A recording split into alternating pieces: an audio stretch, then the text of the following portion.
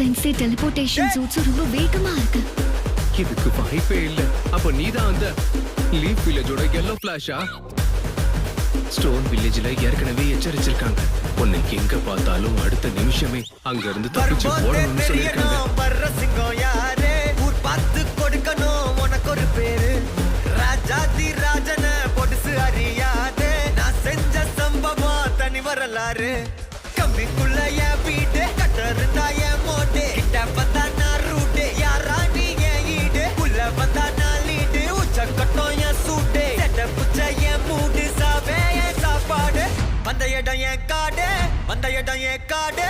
வந்த இடம் என் காடு. நீ தான் பலியாடு.